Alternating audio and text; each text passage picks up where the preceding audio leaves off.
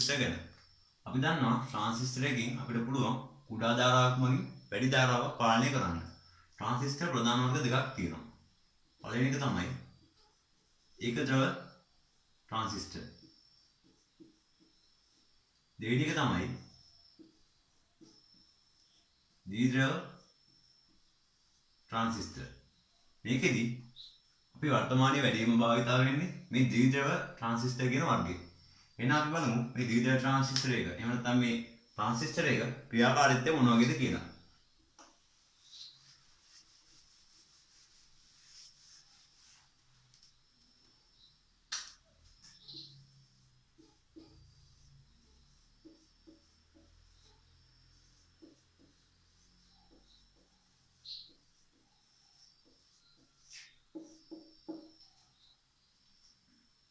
Transistor निर्माण වෙලා තියෙන්නේ N සහ P බාහ්‍ය අර්ධසංනායක මගින්. මේ ද්විධ ට්‍රාන්සිස්ටර් අපිට පුළුවන් වර්ග දෙකකට බෙදන්න. පළවෙනි එක තමයි NPN කියන වර්ගය. මේකෙදි වෙන්නේ N කියන බාහ්‍ය අර්ධසංනායක දෙකක් මැදට P කියන බාහ්‍ය අර්ධසංනායකයක් මාත්‍රණය කිරීමෙන් තමයි මේ NPN කියන වර්ගයේ ට්‍රාන්සිස්ටර් නිර්මාණය කරලා තියෙන්නේ.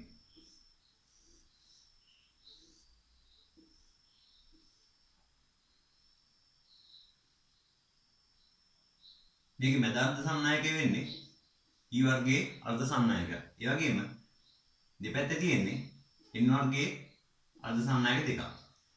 එතකොට මේ මැද තියෙන අග්‍රය තමයි අපේ ට්‍රාන්සිස්ටරේ පාදම අග්‍රය. එහෙම නැත්නම් බේස් එක. අපි දන්නවා ට්‍රාන්සිස්ටර් එක තියෙනවා අග්‍ර තුනක්. පාදම, සංග්‍රාහක, විමෝචක.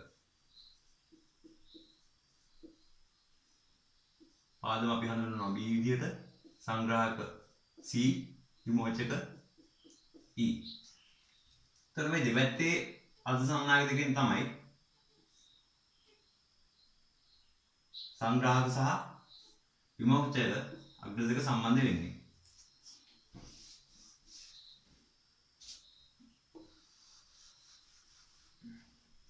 ඊළඟ වර්ගය තමයි TNP කියන ට්‍රාන්සිස්ටර් වර්ගය.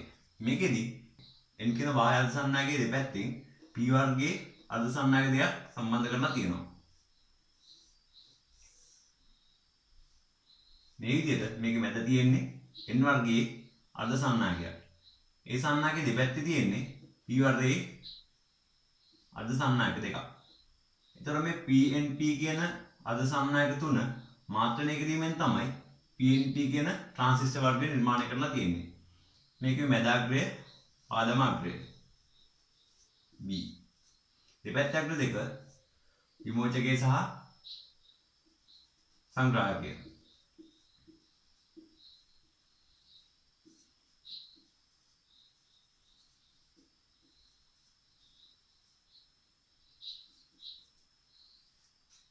ඔය විදිහට තමයි NPN සහ PNP කියන ට්‍රාන්සිස්ටර් දෙක නිර්මාණය වෙලා තියෙන්නේ. එතකොට මේ ට්‍රාන්සිස්ටරේ සංකේතය වෙන්නේ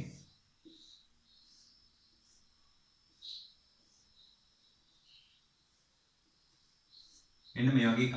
මේ NPN කියන වර්ගයේ සංකේතයේදී මෙන්න මේ අග්‍රේ ඊතලයේ තියෙන්නේ එළිය පැත්තට. එතකොට මේක තමයි මේකේ විමෝචක අග්‍රය. මේ අග්‍රය තමයි සංග්‍රාහක. මේ අග්‍රය තමයි පාදම. PNP කියන ට්‍රාන්සිස්ටර් වර්ගයේ මේ විමෝචක අග්‍රයෙන් ඊතලයේ තියෙන්නේ ඇතුළු පැත්තට. එතකොට මේක විමෝචක අග්‍රය. මේක සංග්‍රාහක අග්‍රය. මේ පැත්තේ තියෙන්නේ පාදම අග්‍රය. ඕක තමයි මේ ට්‍රාන්සිස්ටර් දෙකේ සංකේත. ඊළඟට බලමු මේ ද්විධ ට්‍රාන්සිස්ටර් එක ක්‍රියාකාරීත්වය මොන වගේද කියලා.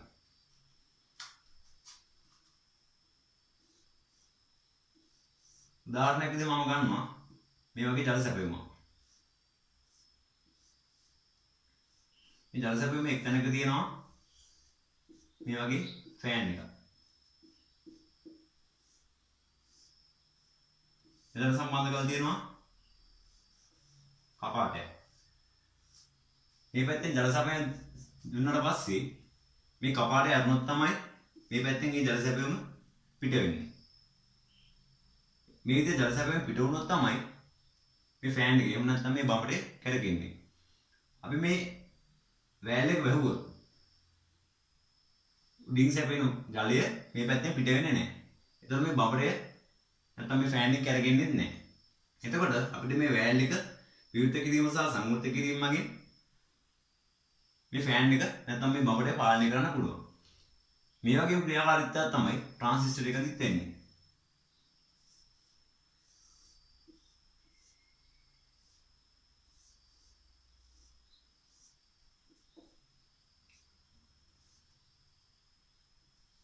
මේ තමයි අපේ ට්‍රාන්සිස්ටර් එක.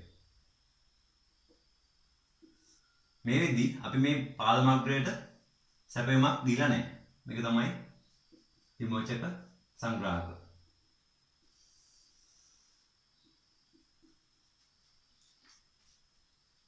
මේ විදිහට තියෙද්දි මේ බල්බ් එක දැල් වෙන්නේ නැහැ. අපිට පුළුවන් මේ විදිහට කුඩා ධන වෝල්ටීයතාවයක් මේ පාදමාග්‍රයට ලබා දෙන්න. එතකොට මේ වෑල් එක වගේම මෙතනදී මේ පාදමාග්‍රය වගේ මේ පාදමාග්‍රයට සපයන වෝල්ටීයතාවයෙන් මේ කෙලෙක්ටර් එහෙම නැත්නම් මේ විමෝචකාග්‍රය සහ සංග්‍රාහකාග්‍රය සම්බන්ධ වෙනවා. එතකොට මේ බල්බ් එක නැත්නම් මේ ආලෝක බුබුල දැල් වෙනවා. ඔය විදිහට තමයි ට්‍රාන්සිස්ටර් එක ක්‍රියාකාරීත්වය සිද්ධ වෙන්නේ. ඊළඟට බලමු මේ ට්‍රාන්සිස්ටරය සම්බන්ධ ගැටලුවක් එහෙම නැත්නම් මේ ගානක් හදන්නේ කොහොමද කියලා.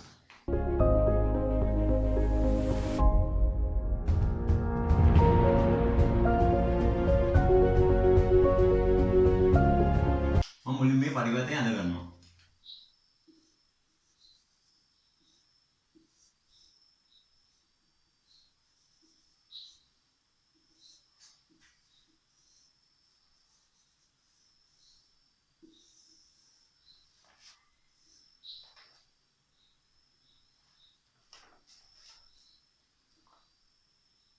මෙතන VCC දීලා තියෙනවා අපිට වෝල්ට් 10යි.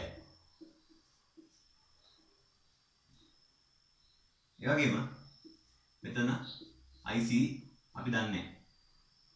මෙතන තියෙන ප්‍රතිරෝධකේ එහෙම නැත්නම් මේක සංග්‍රාහකාග්‍රය. එතකොට RC සමානයි ඕම් 15යි. මෙතන IB අපි දන්නේ නැහැ. මේ ප්‍රතිරෝධය තමයි මේ පාදමාග්‍රයට සම්බන්ධ වෙන්නේ. එතකොට මේක RB අපිට දීලා තියෙනවා ඕම් 100යි. ඊළඟට VBE දීලා තියෙනවා 0.6 වෝල්ට්.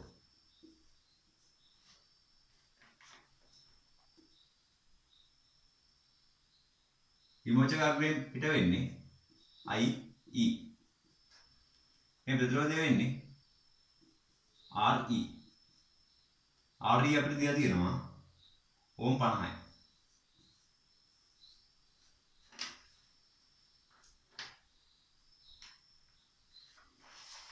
මේකදී අපි හොයන්න ඕන IB IC IE ඊළඟට VC VB සහ VE පාදම් ධාරාව සංග්‍රහක ධාරාව විමෝචක ධාරාව සංග්‍රහක වෝල්ටීයතාවය පාදම් වෝල්ටීයතාවය විමෝචක වෝල්ටීයතාවය. එහෙනම් අපි බලමු මේවට අගයන් ගන්නෙ කොහොමද කියලා.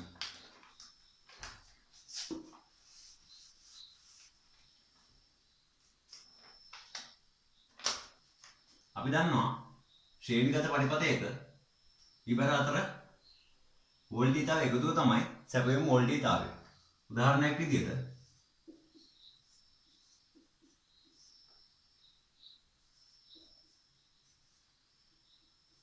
මම මේ වගේ පරිපථයක් ගත්තොත්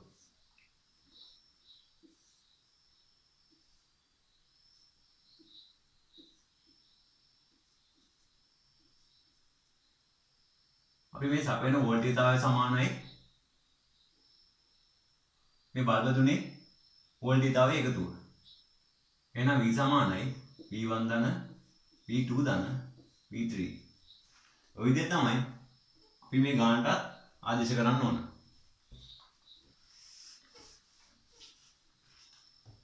මුලින්ම අපි බලමු IB හොයාගන්න කොහොමද කියලා. මම මුලින්ම හොයාගන්නවා IB. ඒකට මම මේ පරිපථය සලකනවා. එතකොට VCC සමානයි මෙතන RB වල අගේ දන්නවා. හැබැයි VB දන්නේ නැහැ. ඒ නිසා මම දානවා මෙතෙන්ට IB RB. අපි දන්නවා V සමානයි IR. ඒ නිසා අපිට පුළුවන් මෙතන V වෙනුවට IR යොදන්න. ඊළඟට මෙතන VBE එකතු කරන්න ඕන. ඊළඟට මෙතන වෝල්ටේජතාවය. මෙතන වෝල්ටේජතාවය දන්නේ නැහැ. එහෙනම් අපි IERE දෙන්න දානවා. එතන VCC දන්නවා වෝල්ට් 10යි. IB දන්නේ නැහැ. RB දන්නවා ඕම් 100යි. 100යි IB. දන්න VBE දන්නවා වෝල්ට් 0.6යි.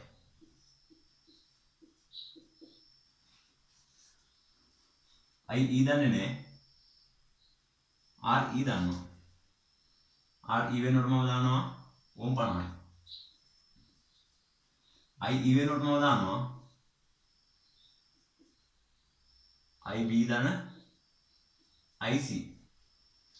මොකද අපි දන්නවා සංග්‍රහ ධාරාව සහ පාදන ධාරාව එකතු තමයි විමෝචක ධාරාව කියන්නේ. කියන්නේ IE සමානයි IB ධන IC. නම් මම මෙතන IE වෙනකොට IB ධන IC යෙදුවා. ඊළඟට පුළුවන් මේ 0.6 මේ පැත්තට ගන්න. 10 රින 0.6 වෝල්ට් සමානයි CIIB ධන 50 ඕම් IB ධන IC. මෙතන උත්තරේ එනවා 10න් 6ක් කඩුනාම 9.4යි. CIIB එහෙම ලියා ගන්නවා ධන 50 ඕම්. මම IC වෙනුවට ලියා ගන්නවා. අපි දන්නවා බීට සමානයි IC බෙදීම IB. එහෙනම් මට මෙතන IC වෙනුවට ලියන්න පුළුවන්. IC සමානයි බීටා IB. මම මෙතන ලියනවා බීටා IB ධන බීටා IB 9.4 සමානයි CIIB ධන 50. අපි බීටා දන්නවා. අපිට දීලා තියෙනවා බීටා සමානයි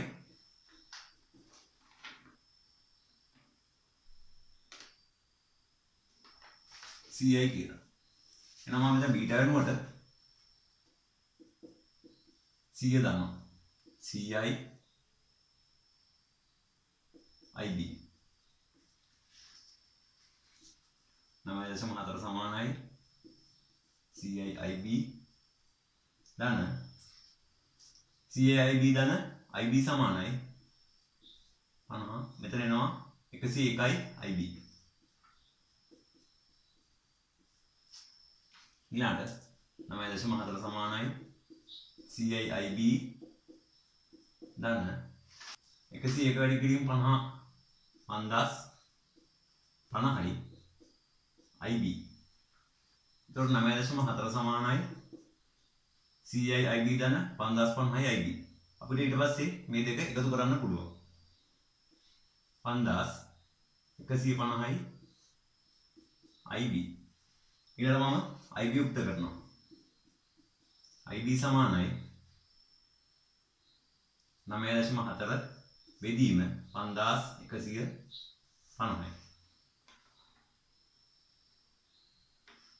එතන උත්තරේ එනවා IB සමානයි 0.00118 ඇම්පියර්.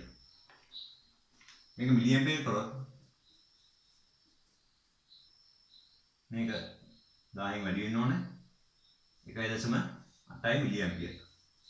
හරි. අපි IB හොයාගත්තා.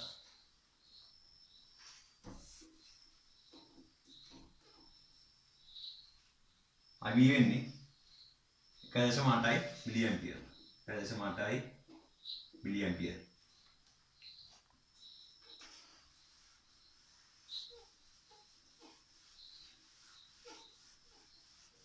ඊළඟට බලමු IC හොයාගන්නේ කොහොමද කියලා. අපි දන්නවා β සමානයි IC බෙදීම IB. අපි β දන්නවා IB දන්නවා. එහෙනම් මම IC උක්ත කරනවා. IC සමානයි β IB.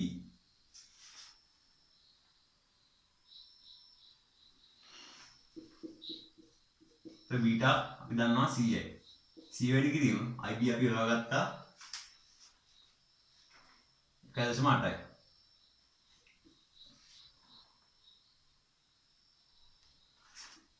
now IC වලට උත්තරයක් එනවා 1.8 වැඩි කිරීම 100. 180යි මිලි ඇම්පියර්. ඔය විදිහට අපි IC හොයාගත්තා.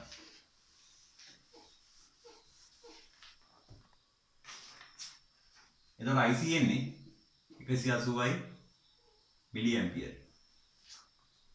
ඊළඟට බලමු IE හොයාගන්න කොහොමද කියලා. අපි දන්නවා IE සමානයි IB ධන IC. එහෙනම් අපි IB දන්නවා IC දන්නවා. නම් IE සමානයි IB කියන්නේ 1.8 මිලි ඇම්පියර්. IC කියන්නේ 180යි මිලි ඇම්පියර්.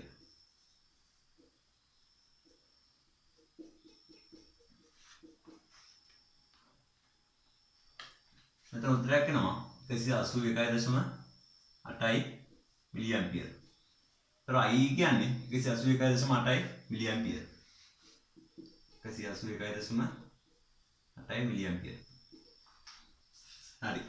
අපි දැන් IC හොයාගත්තා. IB හොයාගත්තා. IE හොයාගත්තා. IE හොයාගත්තා. ඊළඟට බලමු VC. VC හොයන්න නම් මේක තමයි VC.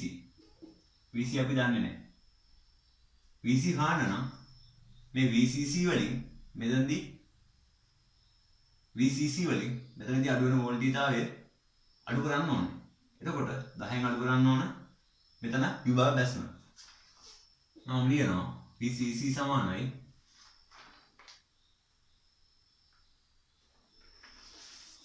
එනම් මම ලියනවා VC සමානයි VCC ඍණ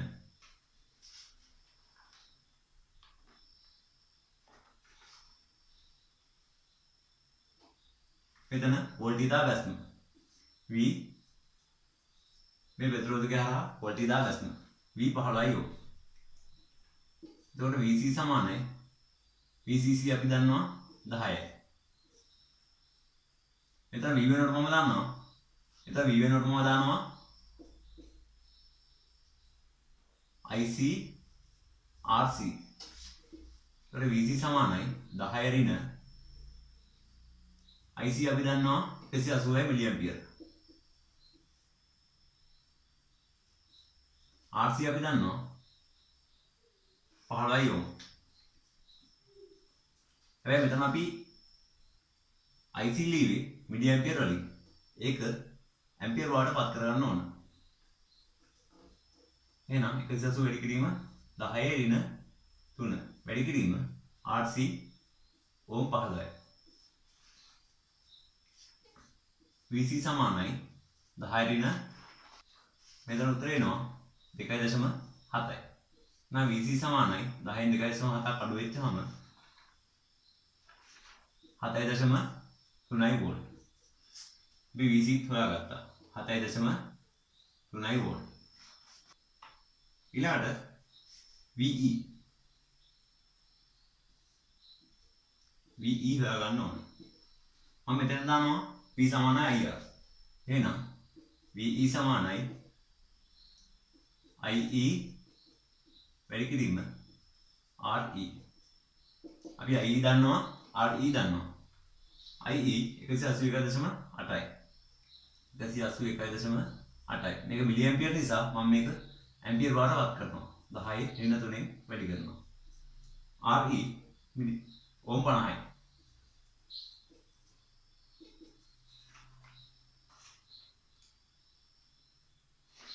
මෙතන උත්තරයක් එනවා 9.09 වෝල්ට්. එහෙනම් අපි VE හොයාගත්තා. ඒක VE වෙන්නේ 9.09 වෝල්ට්. ඊළඟට හොයාගන්න ඕන VB. එහෙනම් VB සමානයි VBE ධන VE. VB සමානයි VBE අපි දන්නවා 0.6 වෝල්ට්. VE අපි දන්නවා 9.09 වෝල්ට්. 9.09 වෝල්ට්.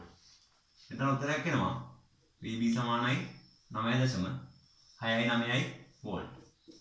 හරි. අපි දැන් මේ ගාන හදලා ඉවරයි. IC හොයාගත්තා, IE හොයාගත්තා, IB හොයාගත්තා, ඊළඟට VC හොයාගත්තා, VE හොයාගත්තා, VB හොයාගත්තා. ඊළඟට බලමු අපේ දෙවෙනි ගාන මොන වගේද කියලා.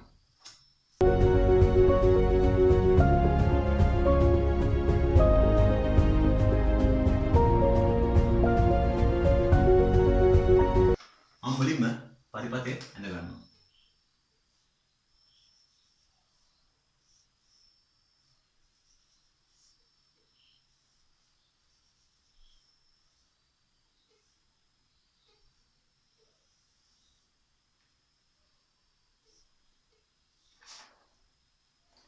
VCC අපිට දීලා තියෙනවා වෝල්ට් 20ක්. VCE අපිට දීලා තියෙනවා වෝල්ට් 8ක්. VBE අපිට දීලා තියෙනවා 0.7 වෝල්ට්. ඊළඟට IC දීලා තියෙනවා මිලි ඇම්පියර් 10යි.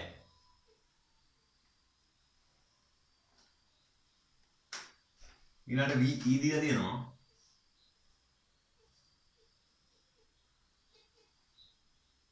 2.8 වෝල්ට්. බීටා දීලා තියෙනවා 100යි. ඔය දත්තටිය තමයි අපිට මේ ගානේදී අපිට දීලා තියෙන්නේ. මේකදී අපි හොයන්න ඕන RC RB RE ඊළඟට IB IC දන්නවා IE ඊළඟට මෙතන VC ඔය ටික තමයි අපි මේ ගානේදී හොයන්න තියෙන්නේ. මුලින්ම බලමු RC හොයාගන්නේ කොහොමද කියලා. ඒකට මම මේ පරිපතේ සලකනවා. මම මෙතන ලියනවා VCC සමානයි එතන IC RC ධන එතන VCE ධන එතන එනවා IE RE.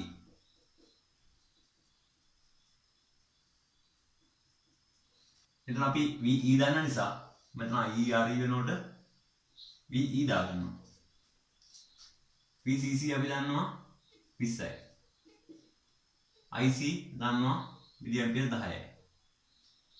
මම මේක ඇම්පියර් කරන්නේ මොකද අපිට ප්‍රතිරෝධය ඉන්නේ එතකොට කිලෝ ඕම් වලින්. ඊළඟට RC අපි දන්නේ නැහැ. 10යි RC. දන්න VCE දීලා තියෙනවා වෝල්ට් 8යි. VE දීලා තියෙනවා 2.8යි. මම මේ 8යි 2.8යි ගන්නවා මේ පැත්තට. එතකොට 20න් අඩු වෙනවා. එතන එකතු වෙනවා 10.8ක්. 20න් අඩු කරනවා 10.8ක්. 10යි RC. මෙන්න උත්තර එනවා 9.2යි. ඊට මම මේ RC වලට අගයක් ගන්න ඕන නිසා RC උත්තර කරනවා. RC සමානයි 9.2 බෙදීම 10යි. එතකොට අපිට උත්තරයක් එනවා RC සමානයි 0.9යි 2යි. මෙතන අපි ධාරා ලිව්වේ මිලි ඇම්පියර් වලින් නිසා මෙතන අපිට උත්තර එනවා කිලෝ ඕම් වලින්.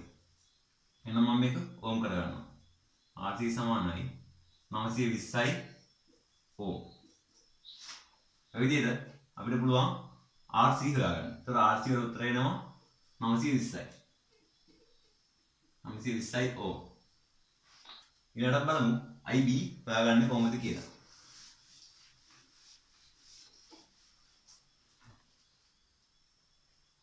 අපිට බීටා දීලා තියෙනවා 100යි. එහෙනම් අපි දන්නවා බීටා සමානයි IC වේදීම IB. මෙතන අපිට හොයාගන්න ඕන IB. එහෙනම් මම IB උත්තර කරනවා. IC වේදීම beta. IC අපි දන්නවා මිලි ඇම්පියර් 10යි. බීටා අපි දන්නවා 100යි. එහෙනම් IB වලට උත්තරයක් එනවා 10 බෙදීම 100. 0.1 මිලි ඇම්පියර්. IB වලට උත්තරයක් එනවා මිලි ඇම්පියර් 0.1 කියලා. ඊළඟට අපි RB හොයාගමු. ඒකට මම මෙන්න මේ පරිපථය සලකනවා. VCC සමානයි මෙතන එනවා IB RB. අපි මෙතන IB හොයාගත්තා 0.1 මිලි ඇම්පියර්. ඊට එකතු කරනවා VBE. IB RB එකතු කරා ඊළඟට VBE එකතු කරා ඊළඟට VE.